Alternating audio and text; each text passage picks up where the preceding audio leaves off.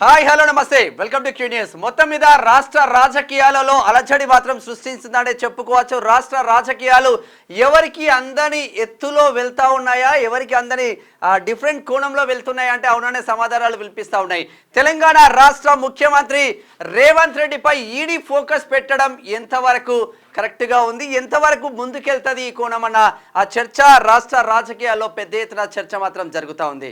అసలు తెలంగాణ రాష్ట్ర ముఖ్యమంత్రి రేవంత్ రెడ్డిపై ఈడీ ఫోకస్ ఏంటి, అసలు ఈడీ కేసు ఏంటి, కథ ఏంటి, కార్ఖాన్ ఏంటి, ఇక్కడ మన్నే క్రిషాంక్ బీఆర్ఎస్ నాయకుడు మన్నే క్రిషాంక్ ఫిర్యాదు మేరకు ఈడీ ఫోకస్ పెట్టినట్టు వార్తలు మాత్రం వస్తూ ఉన్నాయి. మరి మన్నే క్రిషాంక్ ఈడీకి కంప్లైంట్ చేస్తే ఈడీ రేవంత్ రెడ్డిపై ఫోకస్ పెట్టిందన్న చర్చలు ఢిల్లీ నుంచి మొదలుకుంటే గల్లీ వరకు చక్కర్లు మాత్రం కొడతా ఉన్నాయి.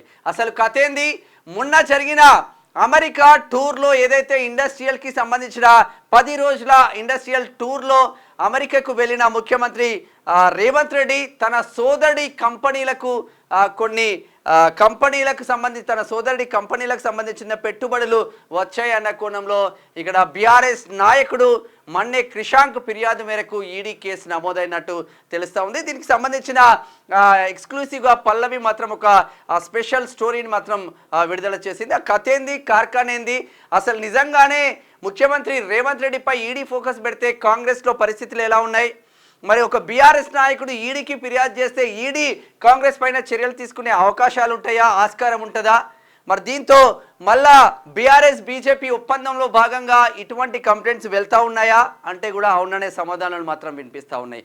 సరే, ఓవరాల్గా చూద్దాం. పల్లవి స్పెషల్గా ఒక ఫోకస్ మాత్రం పెట్టింది, ఒక స్పెషల్ బులెటిన్ లాగా పల్లవి మాత్రం ఇచ్చిందని చెప్పుకోవచ్చు.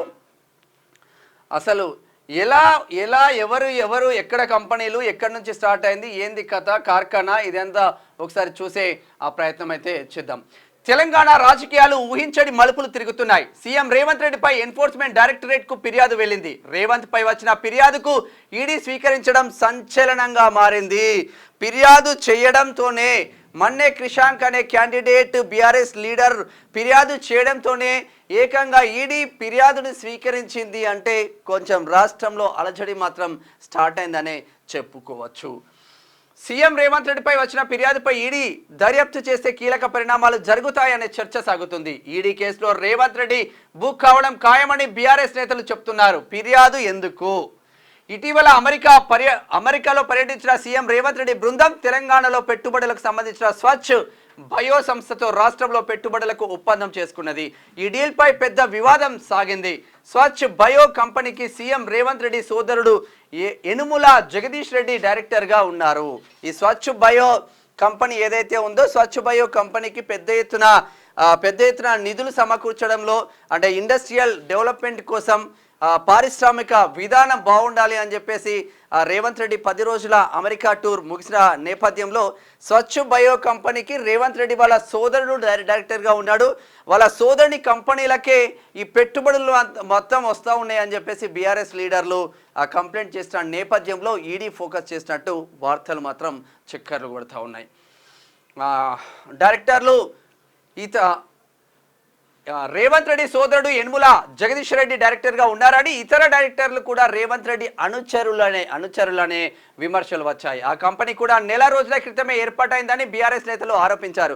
ఇందుకు సంబంధించిన కొన్ని ఆధారాలు కూడా విడుదల చేశారు. స్వచ్ఛ్ బయో కంపెనీపై జరిగిన ఒప్పందంపై ఈడీ కేంద్ర కార్యాలయం ఢిల్లీలో బీఆర్ఎస్ నేత మన్నే క్రిషాంక్ ఇటీవల ఫిర్యాదు చేశారు. ముఖ్యమంత్రి రేవంత్ రెడ్డి వారి తమ్ముడు జగదీష్ రెడ్డిపై విచారణ జరిపించాలని ఆయన ఈడీకి చేసిన ఫిర్యాదులో పేర్కొన్నారు. ఈ ఫిర్యాదును ఈడీ స్వీకరించబోయింది. ఈడీకి ఏం జరగబోతున్నది, ఈడీకి అన్ని ఆధారాలు ఇచ్చారని క్రిషాంక్ తెలిపారు. ఆ సంస్థకు డైరెక్టర్గా ఉన్న జగదీష్ రెడ్డితో పాటు ముఖ్యమంత్రిపై విచారణ చేయాలని కోరినట్లు ఆయన మీడియాకు చెప్పారు. తన ఫిర్యాదును ఈడీ అధికారులు విచారణకు స్వీకరించాలని పేర్కొన్నారు. దీంతో ఈడీ రంగంలోకి దిగితే ఎలాంటి పరిణామాలు జరగబోతున్నాయనే ఉత్కంఠ రాష్ట్రంలో మాత్రం నెలకొందని చెప్పుకోవచ్చు. సరే, ఈడీ నిజంగానే ఫోకస్ పెడుతుందా రేవంత్ రెడ్డి పైన అంటే మరి బీఆర్ఎస్ బీజేపీ కుమ్మక్కులో భాగంగా బీఆర్ఎస్ నాయకులు కంప్లైంట్ చేస్తే ఏకంగా తెలంగాణ రాష్ట్ర ముఖ్యమంత్రి పైన ఈడీ ఫోకస్ పెడుతుందా అంటే అవుననే సమాధానాలు కూడా వినిపించినప్పటికీ అసలు ఏం జరుగుతుంది స్వచ్ఛ బయో కంపెనీలో? స్వచ్ఛ బయో కంపెనీ రేవంత్ రెడ్డి తమ్ముడు జగదీష్ రెడ్డి ఏకంగా డైరెక్టర్గా ఉన్నారు. కేవలం 1 మంత్ ముందు స్వచ్ఛ బయో కంపెనీ పెట్టేసి దానికి అమెరికాకు వెళ్ళిన నేపథ్యంలో అక్కడ పారిశ్రామికవేత్తలను ఆకర్షించి ఈ కంపెనీలోనే పెట్టుబడులు పెట్టడము. ఇంతకుముందు బీఆర్ఎస్ వాళ్ళు అదే పని చేసిండ్రు. ఏకంగా KTR and co, KTR and batch వీళ్ళంతా రావు నువ్వు రావు నేను రావు కాబట్టి అందరం రావులేమే కాబట్టి ఆ కోణంలో ముందుకు తీసుకెళ్ళి 100 కోట్లు నొక్కేసిండ్లు. ఇప్పుడు రేవంత్ రెడ్డి సర్కార్ కూడా అదే చేస్తూ ఉన్నది. సొంత తమ్ముడి కంపెనీలోనే పెట్టుబడులు పెట్టే దిశగా ఆదేశాలు ఇచ్చి ఈ కోణంలో చేస్తున్న నేపథ్యంలో మన్నె క్రిషాంక్ బీఆర్ఎస్ నేత మన్నె క్రిషాంక్ ఇచ్చిన ఫిర్యాదు మేరకు ఈడీ మాత్రం ఫోకస్ పెట్టిందనే చెప్పుకోవచ్చు. సరే, నిజంగానే ఈడీ ఫోకస్ పెడితే రేవంత్ రెడ్డి దగ్గర అస్త్రశస్త్రాలు లేవా అంటే బీభత్సంగా ఉన్నాయి. ఈయన ఒకటి చేస్తే ఒకవేళ రేవంత్ రెడ్డి పైన ఒకటి చేస్తే రేవంత్ రెడ్డి 10 చేసే రకమే, ఊరుకునే పరిస్థితి కూడా ఉండదు. మరి మన్నె క్రిషాంక్తోనే ఎందుకు ఈడీకి ఫిర్యాదు చేయాల్సి వచ్చిందంటే రీసెంట్లీ మన్నె క్రిషాంక్ ఉస్మానియా యూనివర్సిటీకి సంబంధించిన ఒక హాస్టల్కి సంబంధించిన ఇష్యూలో జైలుకు వెళ్ళి బయటికి వచ్చాడు. ఆయననే పావుగా చేసుకొని బీఆర్ఎస్ నేతలు మాత్రం ముందుకు తీసుకెళ్లారు. ఏకంగా నమస్తే తెలంగాణ కూడా ఈరోజు పొద్దున పేపర్లో రాసుకొచ్చింది. స్వయంగా ఢిల్లీకి వెళ్ళి ఫిర్యాదు చేసిన క్రిషాంక్ అని రాసుకొచ్చింది. ఆ ఫిర్యాదు ఏంది కథ అంటే అక్కడ క్లారిటీ లేనప్పటికీ పల్లవి మాత్రం క్లారిటీ ఇచ్చే ప్రయత్నం అయితే చేసింది. సరే, ఏది ఏమైనా రాష్ట్ర రాజకీయాల్లో సాఫీగా సాగుతున్న రాష్ట్ర రాజకీయాలు బీఆర్ఎస్ వర్సెస్ కాంగ్రెస్గా ముందుకెళ్తున్న రాష్ట్ర రాజకీయాలలో ఈడీ ఒక్కసారి ఎంటర్ అవడంతోనే మళ్ళీ అలజడి మాత్రం సృష్టిస్తుందని చెప్పుకోవచ్చు. మరి బీజేపీ ఏమైనా ఫోకస్ చేయబోతుందా, బీజేపీ రాష్ట్రంలో ఏమైనా ఫోకస్ చేయబోతుందా అంటే ఇక్కడ రాష్ట్ర అధ్యక్షుడిని మార్స్తే తప్ప బీజేపీ ఫోకస్ చేయలేని పరిస్థితి మాత్రం నెలకొందని చెప్పుకోవచ్చు. రేవంత్ రెడ్డిపై ఈడీ ఫోకస్, మన్నె క్రిషాంక్ ఫిర్యాదు, ఇది ఎంతవరకు దారి తీస్తుందో చూసే ప్రయత్నం అయితే ముందు చూద్దాం. ఇంకా మరి ఇట్లనే వెళ్తే ఎక్కడి వరకు దారి తీస్తుంది? ఇప్పటికే బీఆర్ఎస్లో ఉన్న ఎమ్మెల్యేలందరూ కాంగ్రెస్లో జాయిన్ అవుతూ ఉన్నారు.